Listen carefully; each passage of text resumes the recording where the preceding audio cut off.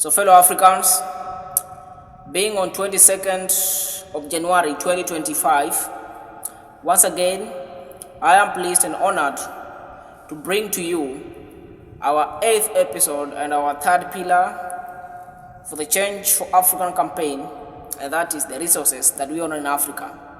For that reason, we will be very fast and we shall dive deeper into our today's country that will help us to exemplify on the resources that we own in Africa and what our resources can mean to us if our potential is unleashed once our resources are tapped. Welcome. So therefore, fellow Africans, our today's country of illustration, or to help us illustrate this, is none other than country number 267 in the southern part of Africa, and that is Botswana. Country number 267. Welcome. Today, our mineral or the resource that we're going to tap into is the diamond in Botswana, and therefore some quick few statistics about diamond in Botswana are here. Diamond in Botswana accounts to about 70% of Botswana's export revenue, and also over 30% of the GDP or the gross domestic product is derived from the diamond mining industry in Botswana. Also, Botswana is the Africa's leading diamond producer, and it's the second largest diamond producer globally, just behind Russia. And you can see where Russia is today. No problem. Let's proceed. We also want to know how the diamond sector is actually doing in Botswana. And first and foremost, one of the very great news that I want to say after all the thorough research I've gone through, there's only one thing: the impact of diamond to the economy of Botswana. Putting in mind that over 30% of the GDP is derived from diamond industry, or the GDP of Botswana derived from diamond industry. And also, diamond in Botswana accounts to about 70% of the Botswana's export revenue. That's great, eh? And so that is what they get, or the income they get from all this mining in Botswana. So I love it. Why? Because after all the thorough research I've gone through, I found one thing, that the impact of the diamond mining in Botswana has been of a very great positive significance to that country. Because how? I've seen that the revenue collected from this industry has greatly or utilized in a very good way. That we have hospitals actually built, out of what is gotten from the mining industry, from the diamond mining industry. We have infrastructure like roads. We have schools being built with income or revenue derived from diamond mining industry. That's a milestone. That's a positive set. And I also went ahead to see why or how did this happen, and I found that it's actually that. In a way in which it's because of the people in Botswana. People, I mean the leaders in Botswana, some of them, that actually there's what we call the integrity there's some integrity in this sector of diamond in Botswana. How? Because as I said before, that governance, issues to do with governance is the software of development in any country.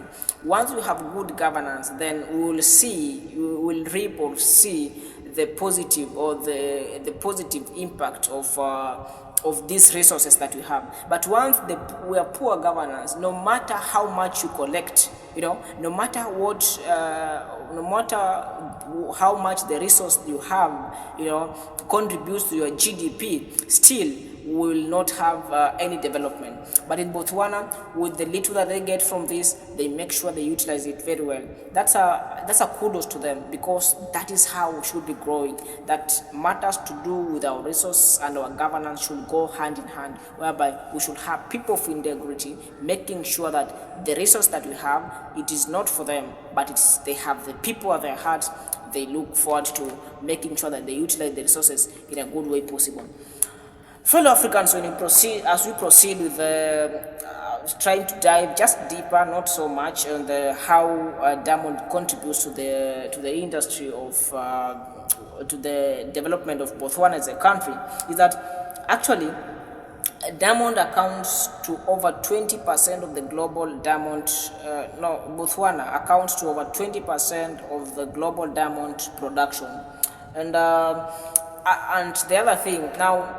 After we have discussed all that, we also realize that there is what we call over-reliance on this industry in Botswana. There is over-reliance in the diamond mining industry in Botswana, because if diamond accounts to about 70% of Botswana's export revenue, then it means that there is a very huge over-reliance, and so that's why diamond is not actually there to stay in Botswana.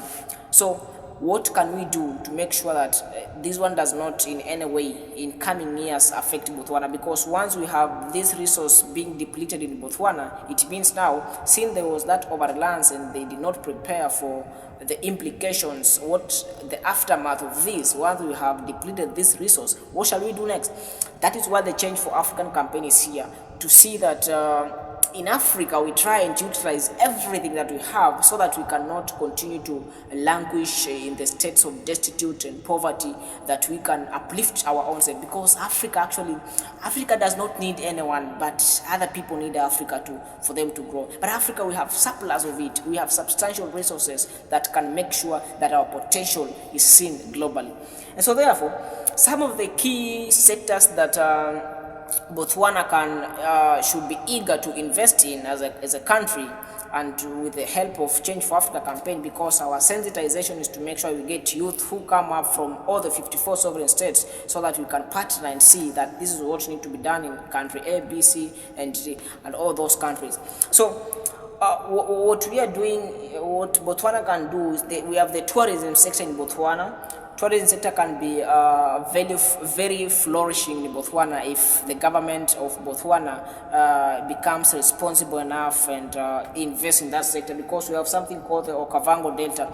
Actually, Botswana is recognized globally as a very good tourist destination, whereby they have the Okavango Delta, they have the Chobe National Park. These are very incredible sites of wildlife that can attract very huge people, very huge humans to come and just witness what they have. That is tourism sector. And then number two, the agricultural sector, because in Botswana it is a very sparsely populated country, whereby we have per square kilometer, we have about 5 people living per square kilometer in Botswana. That's a very sparse country, because it's a population of about 2.5 million people. And putting in mind that Botswana is actually slightly